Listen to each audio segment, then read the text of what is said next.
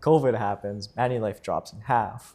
My buddy that was giving me a hard time then goes and buys some Manulife. Exactly. Mainly because he wants to show you more than he wants the investment. Yeah. Exactly. Yeah, no and then doubt. after COVID, Manulife pretty much doubles, and then it's back right to where it is. Land ahoy, matey! The archipelago awaits. Thought it'd be really cool to think about investing capital and breaking it down from the individual. So why would like an individual invest their money, to a business, and how does like a business or a factory like make large decisions on investing? Because fundamentally they're using the same principles, but the scale is different. And that's something that you talk about quite a bit, is what's the process behind it? Because if you use the same process as investing as an individual investor, well, you have the same fundamentals carry over. But I think the biggest thing is like, why is it important, right? Like the basic fundamental concept, I think, is inflation. And that if you're just sitting on cash and you're not investing money, you're ultimately losing money, right? Yeah, I think, you have this sort of finite resource, a certain amount of dollars, and you're trying to expand that and get it to be more. So the question is, do you invest it? Do you not? Do you sit on cash? I mean, we go from all the way extreme of Warren Buffett, who's sitting on 350 billion cash, which is just hard to fathom. But in his case, he's just saying, look, my process is the same, and I only deploy it when that opportunity is there, and it just isn't there right now, so we're not deploying it. So coincidentally, it pools up. That'd be a nice reserve to have, 350 billion, right? Yeah, just sitting there ready to use. No doubt. It doesn't make a difference if it's people, if it's dollars, it's everything. It's just trying to get efficiency and the most sort of extract the most that you can out of it, if that, within the sort of units of risk that you're comfortable with that. So it isn't just like rolling the dice. And I think that's where on the individual side, I think sometimes that lack of processors, it's amazing that people, what they put the money in, and I guess what are they trying to get out of it isn't interesting. Yeah, you mentioned two concepts there. So the first thing is cash as a resource. Like you're thinking of it more as a tool on how can I deploy and how can I use it, and where am I deploying it and where am I using it. Where I think a lot of us as individuals think of cash as like this savings that we always can fall back on, or this thing that I worked really hard for and I'm going to just hold on to it really tight. But it's almost like separating the time and the effort you put in to accumulate that cash, to thinking of it as like almost like a third party of how can I use this to be able to generate more cash. And that's when you actually get your money working for you. Yeah, for sure. Having reserves of money is super important. Sometimes it's not only about the rate of return. To your point about it, it's to fall back, and use the term fall back. So that provides an insurance or a value for you. I think it is about the balance between that, to understand why you're doing each of those. So if you're sitting on a reserve of cash, for instance, like Warren Buffett, he sits on that. It seems a crazy amount of money, but it's consistent with his process. So it isn't crazy to him. He's saying, no, I have this way. This is the way I do it. I want reserves. Reserve gives me freedom, gives us opportunity. And so very interesting. Yeah, because a big factor in making that decision is, okay, how much cash should I have? How much should I deploy? It's really about risk. And where are you putting the money, and what do you see as perceived risk? Because in this case, if Warren Buffett has $300 billion, he's going to look for an opportunity where he says, okay, well, this has a lot of upside. The risk of me investing this capital is actually really low, but the rate of return, what I'm getting back from this capital, is really high. And that's where you can see in areas where the market increases a lot in a short period of time, where you have value investors who are looking to get the most out of their capital, find the best value out of the business. And that's when they're thinking about risk. And if I enter an opportunity at this certain time, what risk am I comfortable with? 100%. So when we talk individuals, it's very interesting, because Johnny walks up to the table and has $1. The question is, first of all, how does he interact? I view it as, first of all, how does he interact with the dollar? So there's a lot of times you see people, from my experiences, that you see people that they have $1 and they're not happy that it's only $1. It should have been in their mind more than $1. It should have been several dollars. So instead what they do is they go, oh, I've lost all that time that, I should have had way more. So now they think, well, I'm going to roll the dice more. And they do that. They take investment decisions that basically are trying to sort of buy back the time for the misuse or lack thereof process from before. That is, you can just see, fraught with danger, because they can't, what's done is done, but they don't, the old saying, when in trouble, don't make it double, but they do, they go after it. And to me, then they're in the high speculative stuff, and it just doesn't make sense. But yet if you stared at that, it's the same dollar for the next person that walks in that doesn't have that pressure, like they're not having an internal struggle over that dollar. The dollar's just a dollar. So to your point, I think it's whether it's, should it be in reserves? Okay, and then we're talking non-reserve money here is what we're talking about, because the reserve money says this is what we need for a peace of mind, for to fall back on, and then now what's the next step? And then this is where I find the disconnect, because of the sort of the choices that people make with that. A lot of times they don't, I think they put a lot more effort into maybe the effort to get the dollar, but then sometimes it's just they're very random, or maybe what I would say is it's very different than the way I think, right? Like the Bitcoin and speculative stuff. I have a hard time connecting to that. That to me, it feels like you're walking down to the casino and betting on red or black. There's no rhyme or reason. There's no underlying value. So it's very interesting, right? So, yeah. Well, when you're talking, I'm thinking about myself when I was working construction and scaffolding. Working for the dollar and scaffolding, I used to price all of my purchases and how many hours of scaffolding is this going to cost me? yeah, And then I would think, okay, do I want to spend 20 hours of scaffolding on this? yeah, And then most of the time, the answer was no. right, Right? Because I was really attached to what did I have to put in to get the dollar? Yeah, exactly. But what's really nice now is now I've separated more of the time that I've put into getting the dollar to, okay, I have this amount of capital. It doesn't matter, I guess, the amount of time I have. This is my amount of capital I have. And from there, I can think of it as like, how do I want to distribute this capital? Mm-hmm. And what risk am I willing to take? Because me being younger, 29, yep. What lowers my risk profile is the amount of time I have to invest. Yep. Yep. So when you're thinking of speculative investments, it's like if I'm going to the casino and I'm putting something on black, well, that means after that roll of the dice, I could either double or lose my money. Yep. But when I'm thinking of my time horizon, I'm thinking, okay, what is my goal? And I've kind of split my portfolio up into different goals. One of my portfolios is I want this to be safe. I want it to distribute dividends, which means the company's paying me money. And I want to just have it sit there and grow until I'm in my 50s or my 60s. Yep. So then that time horizon of those next, say, 30 years, yep. Well, that really lowers my risk profile because I can handle so much volatility, yep. Which is how much the market goes up and down between that time. Yeah, and it's always interesting because it's always a perspective of whatever age you are.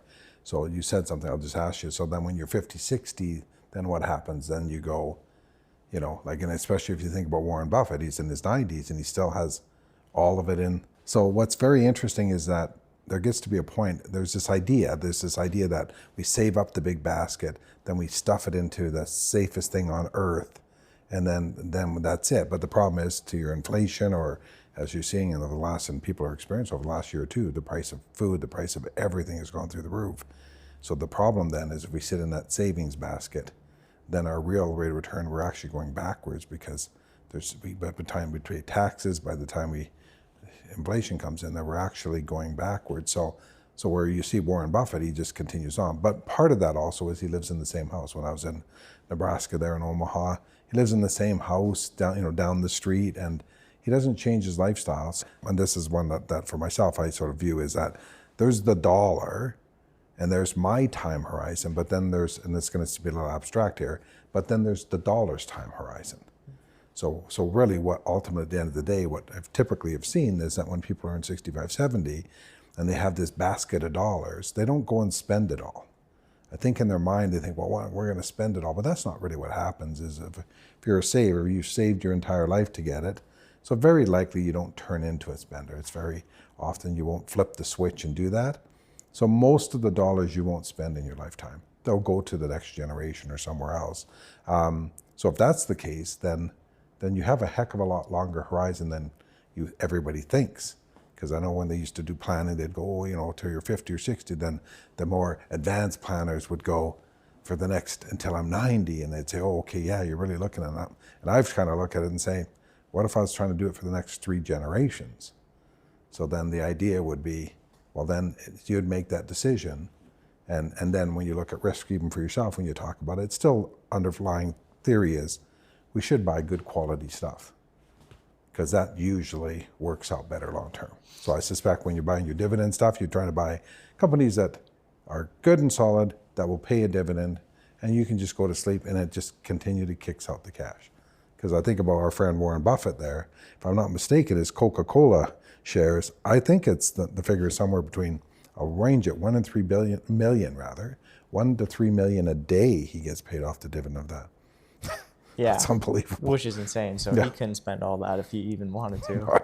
Not when he's spending $2 on a breakfast sandwich, or $3, depending upon the market kind of idea. No, he'd never go through it. Yeah, well, that's actually really interesting, because I've never thought about it like that before. Because when I was in school, that's what they taught you. Like, you do an investment profile and you break down basically by your ages to your risk profile. And then you're ultimately saving so you can have enough cash when you're retired to be able to live off of it.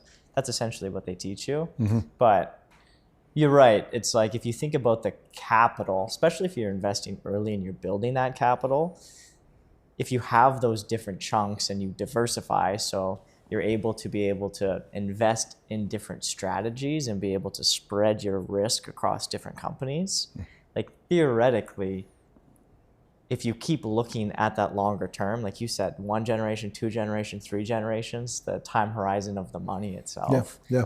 Well, then it doesn't really matter as long as you're buying good companies. Yeah. Well, I think if you sat there and if I threw out names, or if you thought about names of generational wealth and names that people would recognize around, especially in North America, if you said the Rockefellers, or, you think about all these names, you go, where did that come from?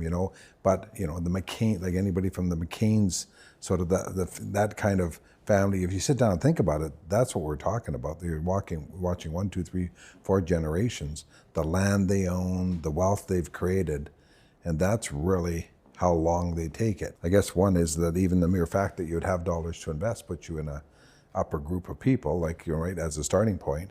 But then it's also saying, what are we trying to do with the money really longer term? Because we're not going to use it. Because that saving, that kind of frugalness, that kind of approach, like you look at Warren Buffett, I don't even know if the guy would spend $30,000 a year. I would be surprised. So what are all those extra billions really doing for him? So what do you think it comes down to then? If you get to that point where, say, your investments pay off for you and you start like generating that income, and especially when we think about like businesses start like generating and investing more capital and gaining more cash flow, is it just a matter of like pushing, is it at that point, is it pushing society? Like you're investing in things because you're interested in them and you want to keep pushing society? Like I'm thinking about what we're doing at Stratus with our AI developments.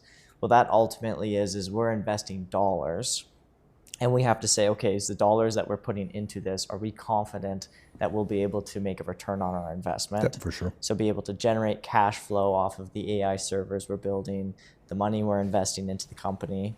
But then say that really starts turning, and let's just project it out and say over the next 10, 15 years, like the company's producing a lot of cash flow, and at that point we don't have to really worry about us being stable. At that point, does it come more down to the fact that we just want to keep driving innovation and keep pushing it and keep building it because that's something that we're more passionate about? I think it really comes down to that, what you just talked about. There's a process there. So if you're, the reason you do it, if you're saying, look, we're going to continue to invest in this, keep pushing it, and then we're just going to keep that cycle going, it'll take you where it takes you, meaning that if it kicks X amount off, or 10X or 100X, it's going to kick off that cash. And I don't think those that are disciplined and follow a process are going to change who they are. Just like Warren Buffett, you'd think, well, surely now, with, worth so much, like one of the richest people on the earth, he's going to be like having steak dinner every minute and doing like this concept that we have of wealth. It's sort of what I call on Main Street. We have this concept, but then when you actually do it, he doesn't change his entire life. He doesn't gamble anything. He doesn't take any different risks. So the question is, what did that do to him? He just follows his process. So the answer is the very reason you're investing in and doing that. I suspect that you would continue that because that's who you are, if that makes sense. So I really think those early processes set you up, and I really don't believe people fundamentally change, right? But we do have this, and I've been listening to this, another podcast, when we were on the road. We did our tour of some property on the road, and one of the guys listens to The Swindled. It's quite interesting. So I started listening to it. It's quite interesting to listen to it, but it's really along the lines as if you ever watched the American Greed on TV or whatever. It's this idea of how people think wealth are. So they'll show this guy and he's got yachts and these through money, private jets and all this. I think that's what we all think happens. You go along, you get this big basket, and that's what you do. But all of a sudden, that you discover that really it's most of that's a bunch of bullshit and a fraud. I don't think wealth is that flashy stuff. I don't anyways think it. I think it's the quiet stuff that you wouldn't know. So the steps you take, and you formulate that over 5, 10, 15 years, I don't care if it's in business or individually, I don't think you shake that and all of a sudden become or if you do, I think it brings heavy units of risk to anything you're doing personally or professionally. I don't know. Thoughts on that? Like from a viewpoint of wealth, what's wealth? You know what I mean? Yeah, well, what was going through my head is when I talk to businesses about technology and AI, like I talk about how technology is a tool that leverages people. Like even if you think of a shovel, right? Like if I have to dig a hole with my hands, it's going to be pretty slow. But if I use a shovel, it's going to be a lot faster. But what that does is it's leveraging that person. Yep. So like if I have a shovel, I could also use that shovel to break into a store and steal from the store, right? Yep. I think it's a tool to leverage a person. Yep. And what it sounds like is money is also a tool that leverages the person. Yep. So in this case, well, it doesn't matter if Warren Buffett had $300 billion in cash reserve or if he had 30,000. He's probably going to still get up, do his same routine. Excellent. He's going to go to McDonald's. He's going to get his breakfast sandwich, and he's going to keep doing his thing. But then it gets really emphasized on who he is because he has that cash reserve. That's what it is. So everyone's like in their mind, they're like, what the hell? Why is this guy living like that? Because this is our perception of like That's right. wealth. And he's like, That's right. He's still doing the same thing. Right. But one of the books that I read, it's called The Millionaire Next Door. And what it talks about is most millionaires are actually your neighbor, the guy down the street that's driving the used Toyota Corolla, and he goes to work every day and he spends time with his family. But that's the majority of who the millionaires are actually in society. 100%. But the problem is that doesn't play. That doesn't play for what everybody does. And so this idea of, you think about a lottery, that you buy a lottery ticket and the person wins the wealth. And so this is what people think, well, I win the big lottery and my life will change and everything. And what they've done, they do studies and follow the people that win. And what usually happens is within 1 or 2 years, they have no money. And they're back to being broke where they were. And it's because they think it's thing. As you see it with professional athletes. I've watched the 30 on 30 sort of show on there where I think the number was between 50 and 60% of the NBA, NFL, NHL, Major League Baseball are bankrupt within 2, 3, 4 years sort of idea, the stat. It's alarming. And you go, well, what's that? They had all the money, they had all the fame, they had all the, but the problem is they didn't have the process. So that is the lies. You can't take if you walked up to somebody and dropped it on their lap, they have no ability to interact with it properly because it's just so far out of the realm. So then when you see, like when you're talking about, well, just going to buy the dividend stuff and just stick to it, you're sticking to your process. So if all of a sudden you got a big chunk of money, you'd just go, well, I guess I would just put it in my machine that I built. And Warren Buffett's the same thing. This is what I'm doing. I don't need any more money because this is what I'm doing. I'm happy with my life. There it is, right? So it's very interesting that when you see those injections of dollars, pro athletes, big contracts, lotteries, it isn't, but people show that, oh boy, you see on TikTok and Twitter, everything, oh, it's this life. I think it's what you're seeing money without process is a problem. So And what's so nice is like once you build the process, your amount of stress that you have and the time it makes for you to make a decision is so much easier. Yep. So for example, before when I was investing money, I bought Manulife. So one of the first stocks that I bought was Manulife. And this actually, I'll play a little contrast here between risk. So there's actually two stocks that I've probably had for 10 years. I don't hold Manulife anymore, but I actually invested in this little gold company, right? So what they're trying to do is they're trying to find gold in the ground. In this case, it's actually copper, but gold is usually surrounded by copper. And so if this copper exploration company finds copper, usually their stock goes through the roof because that's what they're trying to do. Yeah. But it's so speculative. Yeah. How many companies actually do that? Yeah. So I've had this company for probably the last 10 years and it's cut in half. But I'm like, in my mind, I'm like, the fundamentals are still the same. Yeah. They're sitting on a good probability, so I'm just going to hold it and see what happens. Yeah. But the other one, what happened is I got caught up in the media aspect of it. Mm-hmm. So Manulife, this was probably 2017, right? So I invested $5,000. And for me, that was a big investment at that time for me. So I was like, okay. And I was watching it and I was in my head. And then all these news articles came out and they said, Manulife, death spiral. And the short seller firm, so firms that make money when the stock goes down, they targeted Manulife and they had this whole write-up of why the stock's going to zero. So then I see this and then I panic and then I don't know what to do. I get away from the policy, my processes, and then I sell Manulife, right? And then ironically, you play it out the next kind of 5-6 years. And my buddy at the time was giving me a hard time. He's like poking me, oh, the death spiral, you still like that? So then COVID happens and then Manulife cuts in half. So up until COVID, Manulife just keeps going up, keeps producing the dividend, keeps producing the cash flow. COVID happens, Manulife drops in half. My buddy that was giving me a hard time then goes and buys some Manulife. Yeah, exactly. Mainly because he wants to show you more than he wants the investment. Yeah. Exactly. Yeah, no doubt. And then after COVID, Manulife pretty much doubles and then it's back right to where it is. So that was me not sticking to the process, but having my goal now saying, okay, this amount of my portfolio was risk, this is an amount is dividend. Now when my paychecks come in, now when the stocks do well, it's not a matter of what am I doing with this? This is sitting here, I don't know what to do. Like you said, it's a matter of just putting it into the machine and letting the machine work. Yeah. And that process or structure, we see it over and over in everything in our lives, individually, business-wise, always that process, always that structure.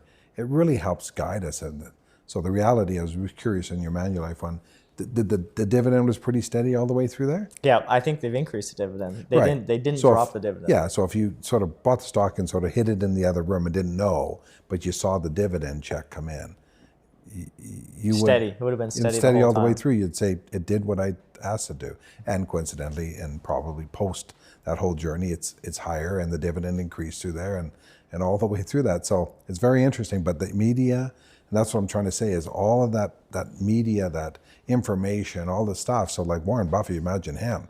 How many times people must have asked him, why are you not spending the money? But the reality is, I think he's pretty content with his life, and he's not asking for anything else.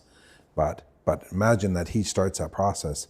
I don't know, back in the mid-50s, I don't know if he could even have fathomed that the value that it would be today like that. Like, I know he would have believed he can do very well because he's very skilled at what he did, but I don't think, and a lot of it has come over the last 15, 20 years. So it was just his steady approach. And probably the best example for myself, like we used to play this, a whole bunch of these retired teachers or teachers used to play this poker, and it was what we called it nickel poker. It was like, that's what it was. The big winner for the night would win $3 or something. And so when I first went to this thing, it would be like, okay, you're betting a nickel and somebody bets a dime, and you're going, well, that's only a nickel more. What's the big deal? Throw the money in. And then what it dawned on me that it really isn't about the nickel, it's about a process.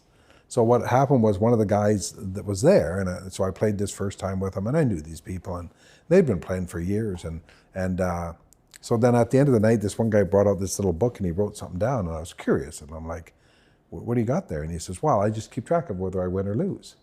And I said, do you mind if I look? And he goes, no. And he showed me the book, and it was the total tally from all of the time was he was up $24. Okay, so but it's a process, having fun. And I said, well, that's not bad for like the year or so. And he goes, no, that was 20 years. And I said, what? So anyways, so then guess what I started doing? I started writing it down. Well, I ended up playing 17. I haven't played for a couple of years. I just ran into them the other night, those guys, and they said, you should come out. But I haven't played. But I played for 17 years, and I was at $360. So when I calculated, it just was very simple. That would mean that I won an extra, because most of the pots are split. I won an extra hand or half a hand or one hand per night for that whole window. That's what gave me 360. But then somebody else would be on the other side of the ledger that would have lost 360. And it's not the 360, it's this idea of this systematic process and how subtle it is if we add time to it and just stick to it, but don't, so then you say, well, what does that got to do with it? Well, then it means when somebody bets a dime, I don't just throw the dime in because it's only a dime. What's the big deal?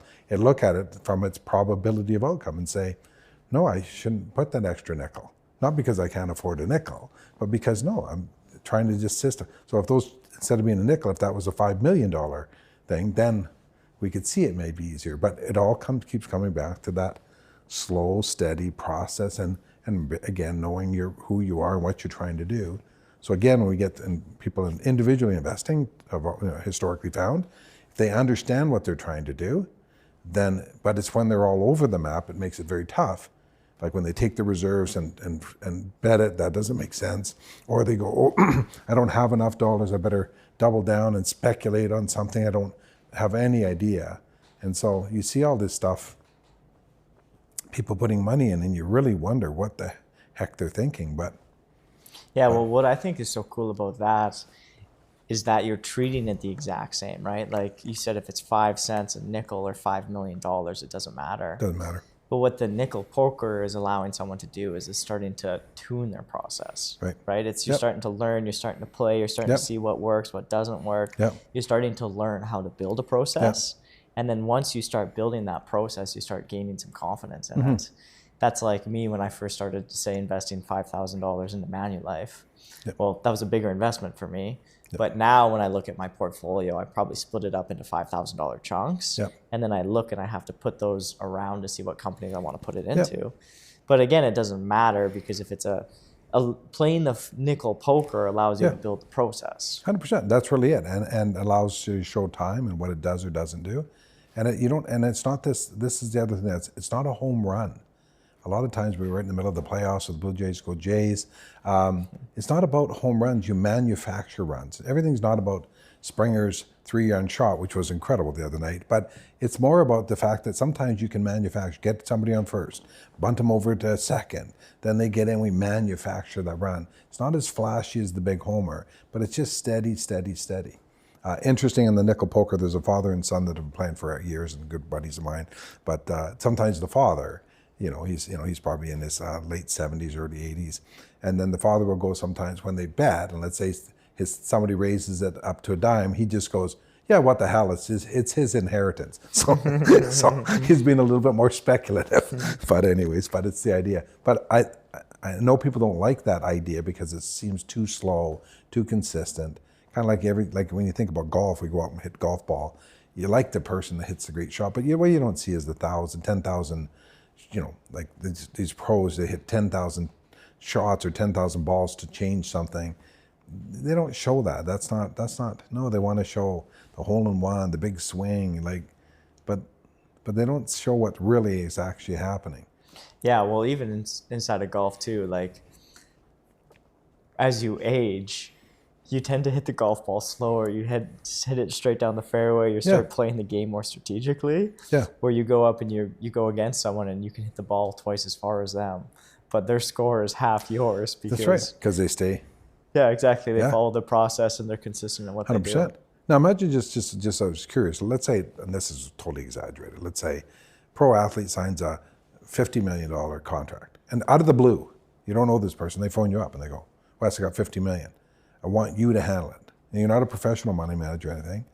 What would you do with their money? If they go, here's $20 million. Yeah, well, the first thing I'd probably ask them what they want, what their goal is.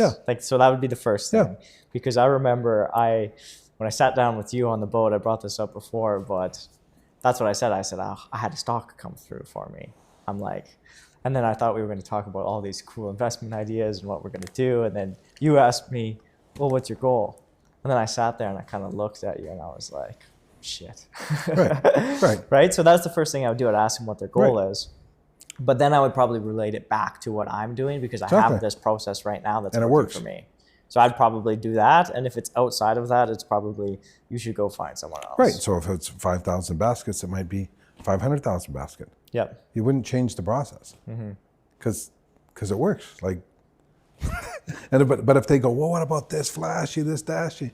You'd say, well, I don't know, go find somebody else because this is just the way. So if you went to Warren Buffett and said, hey, we should speculate on something, do you really believe that he goes, yeah, I'm in? Or does he go, wrong guy, go find somebody else, there it is, right? Yeah. It's cool how the idea of investing and just being consistent and like using that long time horizon to be able to get those compound returns, that applies to process and that applies to investing. But then it applies to pretty much like anything that you try to get good at in life. I would have to say, yeah. Because even if I look at myself learning how to, like I taught myself how to program. Yep. So when I look at myself 5 years ago, the concept that I was going off of was Tony Robbins. Yep. He told me that the average person, like if you want to get good at public speaking, speaks once a month. So that's 12 times a year. He's like, if I'm doing it twice a day, that means I can do it 60 times in a month. That means I'm getting about 5 times experience as the average person in a year. 100%. So in 1 month, I can get 5 years experience. 100%. So if you take that whole idea and you apply that to just iterations and reps, it's nickel poker. It's playing it, doing it more, and learning that process. It's golf practice swings. It's going to the gym all the time. It doesn't matter what it is you're doing. So, but it's the same thing. It's the same process behind it. It's learning it and then just sticking to it. 100%. But the problem with it, it's not flashy. And the other problem with it, it doesn't match what people think. They think that this is what happens. You just walk in and you're Tiger Woods. Like, what are we talking about here? That doesn't make any rational sense, but people believe it. And they believe it, and and I always think about the person walking down and buying lottery tickets every week, everything, and finally, 40 years later, they go, I won $50,000, and I sort of think to myself, how much did they spend? I bet you they spent $40,000. So, if not more. Yeah, they found more. So they might go, I won 50, and I'm actually still in the hole. Like, it's just idea, but they choose that path to spend it. And that's what I guess on human nature that it's very interesting. So there's a big disconnect, I think. So to me, I'd say the answer would be individually and corporately, it's the same sort of process. It's the first thing is, who are you and what are you trying to do? Okay, and that's the same. I don't care if it's a company. It's what are we trying to do, and then they put those steps in, and then you'd stay the course, right? Yeah. So then, if you're getting into, so I'm getting into investing for the first time, probably a better goal to set for myself is, say, in this first year, I want to find one thing that works for me, one strategy that works for me, and inside of that, if I lose money over this year, that's fine. As long as you get the education, right? Exactly, because I'm trying to take it. But if I'm trying to compare myself to these investment managers and the S&P index, like I'm probably going to be worse. Most likely, I'm going to be worse. But if I'm trying to learn and I'm keeping tally of my scores and I'm saying, what am I doing over this next 17 years? And I'm adjusting my strategy. Well, the best place to start is like, okay, well, it's not even set. We can set a goal of outcome, but the outcome should be just learning what works. And then from there, you can measure what works, what's your return on investment. But then after that, it should just be tuning that to be able to see how can you just keep improving it and trying different things. Yeah, it's very interesting because when you're down at like when I was sitting there in Berkshire, some meeting back in 2009 and listening to Munger when he was alive and that, and a lot of times they just say, just go out and buy an index fund, call it a day. That's what their advice is. They're saying, like most money managers can't beat it, so just buy the index. So at first you think that, and that's a big thing. I'll buy an ETF of, I'll buy something that reflects the index. But the problem is if you actually follow that, people can't even stay the course on that. So they come up with that strategy. Okay, tell you what, I'm going to follow the index. Okay, great. It goes up 50%. They're all happy. But when it goes down 50, they sell. Well, wait a minute. To your Manulife story, like you're buying the index. That's your strategy. That means the index will go up and the index will go down. So you shouldn't be going, how come it went down? Well, it's an index. It follows it perfectly. But it gives you that 6, 8, 10, 12% yield over 20, 30 years. But they can't stay the course. They cannot stay the course. So if you go back to these market crashes like in '08 and actually follow it, you can see where they actually sell out. So they can't even follow that strategy. So that's the point, is and that's the big thing. And I would really say that if you looked around on all the what we call wealth, one of the first things that, and I think sometimes we lose sight of this, because when they go, to be wealthy in the world, you made, like in terms of income, I think it might be $30,000 or something would put it. So right now, this idea of owning your own house.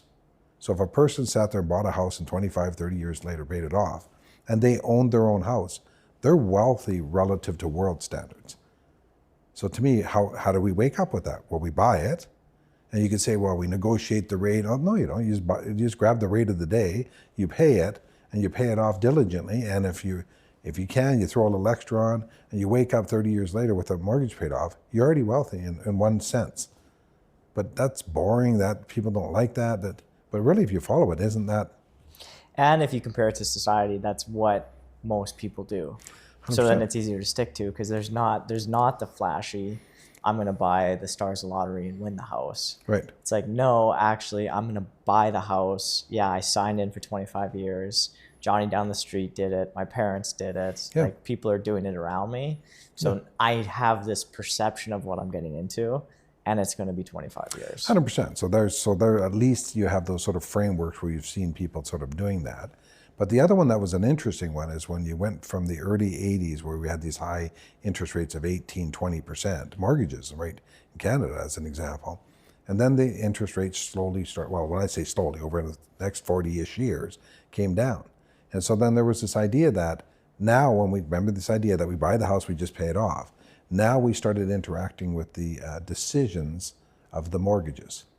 And really, again, the speculative sort of nature in one sense, when people go and they use statements like, well, you should always have variable, because you're always better off owning variable over 5 years. Well, they're partially right, as long as we have a 40-year declining interest rate environment. But now, all of a sudden, when they took that one-time sort of advice and they interfere with the process, instead of just grabbing the fixed rate of the day and just calling it a day, they're trying to do this comparison, thief of all joy. And then there was a whole bunch of people here in the last 2-3 years got with their pants down where the interest rates changed. Now that statement, you're always better off, all of a sudden didn't quite prove true. You're always better off when? Now yeah, it's different. Yeah, now it's 40 years straight down. I guess that would make sense. If the ball is rolling straight down the hill, it would be cheaper tomorrow than it is today. Like, hello, yeah, of course.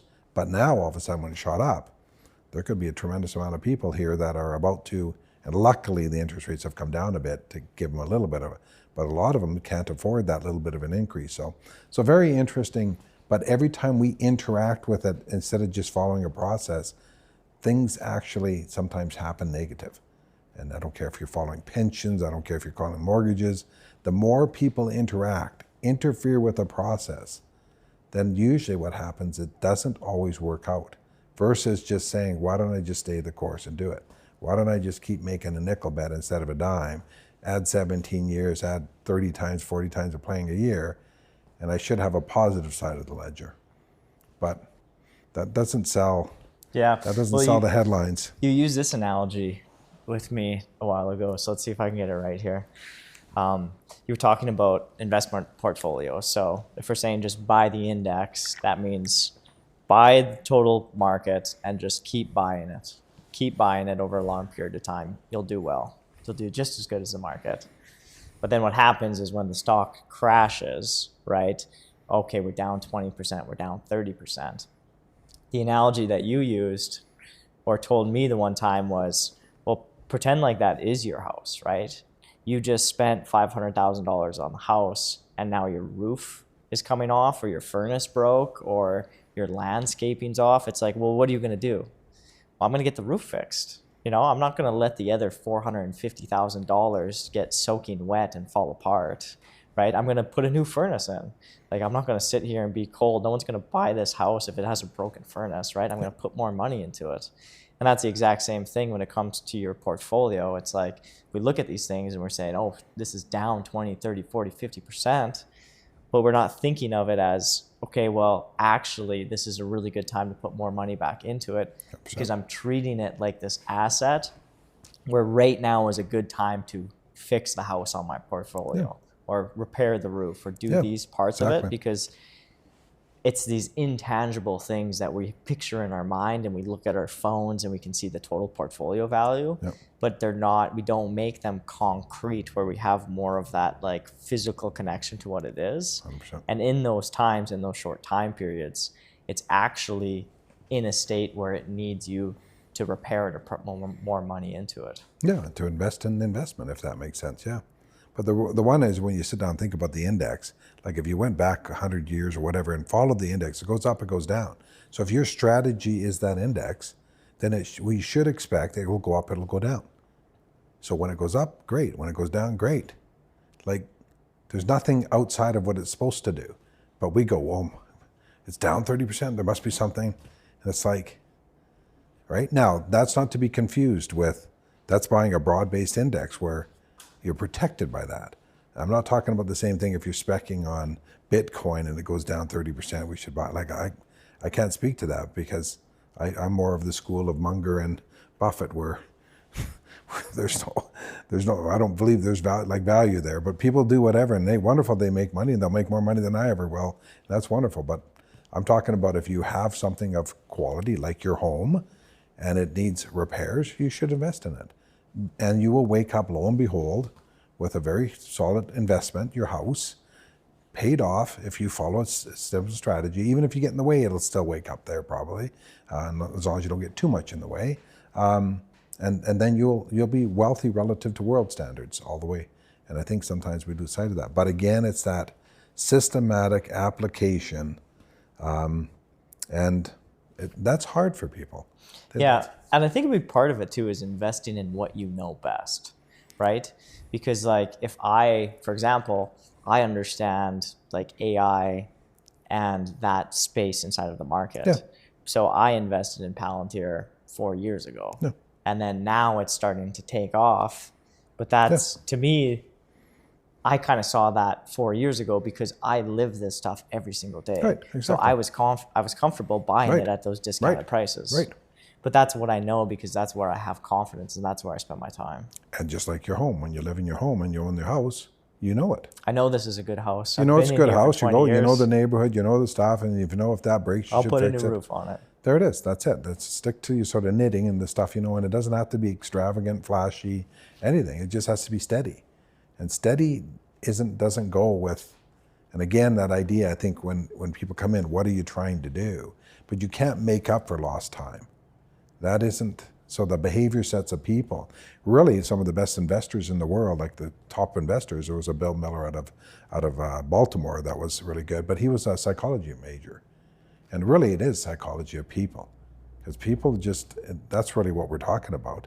It's the behavior set of people. Why can't they stay the course on That's anything? what I was thinking about when you were talking about these big sports contracts, like $50 million sports contracts, and say, let's just make up a number, but say like 40% spend it all. Yeah. Like that's probably a bigger subset of like psychology and what percentage of people just given X amount of dollars will just spend it. 100%, yeah, and I think there's that stat, and again, stats, you always hear these things, but if you took all the world's wealth right now and divided it evenly and then let things unfold, it would come back to be about the same proportion of who holds it, not necessarily the same person. Johnny might not hold it, but Susie might hold it this time, but it would look fundamentally the same. The same character traits. That's because right now there's people that think that if they had a whole bunch of money, it would solve their problem. But the problem is that they don't have process and all that. So money doesn't do it. And all the way through it. And so again, though I get the big contract, I'm good. How come 60% of them are bankrupt? They had everything. They had more than because they think wealth is this. 70 houses, then this, all this kind of stuff. Now, there's tremendous pressure on some of them in terms of, but I would really say they don't know that world. I think if you took anybody and threw them in that world, I think it'd be very difficult for people because, you know, and you see all these shows where they get it and they're doing crazy things and buying and doing, like, I'm talking like these lottery winners not talking like they won 50 grand. I'm talking like they won tens of millions, hundreds of millions, and they have nothing. So you're like, how is that possible? And the answer is because they have no process, right? Like, plain and simple, like it. They have a good process to spend money. Well, they do, yes, right. And there's lots of people that would sort of help them along that process, right? Yeah. Right? Yeah. And that's what we talked about, where that kind of shows us in society of like, this is what we picture we're going towards. So sweet, I just won $10 million. I'm going to go rent a yacht and go to the Bahamas. Right. And the other thing is that you're surrounded by people that think that. So when you have it, they think that you should give it to them. So in other words, you know, the old song, you got lots of friends when you're the one buying, right? That kind of idea. They think that because they didn't do any process. So the process now is to latch onto you and help you part ways with it, right? And I would say that more than anything is that your millionaire next door thing. I think statistically, if you in that book with it, it would talk about the fact that these are just steady people that stay their course, pay their house, do this, and then they wake up a millionaire next door. And then when people then they go, oh, yeah, they had so many advantages. No, they didn't. They just stuck to a process, and you don't want to. And that's it. So we all want to shortcut it. And so to me, if we can get those processes better, and I think we'd apply that to business too, that we have to understand who we are, we have to understand what we're trying to do, and then I think we would take those steps, if that makes sense. Yeah, absolutely. Yeah, it's really cool how a conversation about money basically turns into a conversation about behavioral sets. I really believe it. Yeah, I believe it's more non-mathematical because really it is about a behavior set. Because if you follow the math, it's steady. Right. It's like, I'm going to get this over the next 10, 20 years. Yeah. But then you throw people in the mix, and then it's about behavioral sets. Right. It's about flashing lights, and can you ignore the flashing lights and stick to the process? Right. And you can use these kind of fundamentals of, okay, what's my risk? I can think about compound interest. I can look and see, okay, I can invest money here, get 5%, put it over here, get 10%. But ultimately, it comes down to, are you going to keep living what you're saying you're going to do? Yeah. And you can use all of these tools. The one part of it is learning the language, right? 100%. Like inside of it, index fund, mutual fund, like they're all sexy dressed up words, but once you pull behind the curtain, it's really just fundamental process. That's index fund. I'm buying 100%. A basket of stocks that represents the market. Right? So once you learn the language and you get into something and you kind of get deeper than what you see on, say, like social media or the flashy headlines, then it's not as sexy as it looks. And it's just about being able to follow that process. Yeah, and I think you say on a really important one on a wrap, if you sit down and think about this, I want you to flash forward to our rocking chair thing. We're in the rocking chair. And you looked back at your journey and you calculated the rate of return. And let's just say there you are, Scrooge McDuck, sitting on your rocking chair on your pile of money, and you calculated and you discovered you got 8.6% return. Are you actually saying to yourself, I should have got 9.1?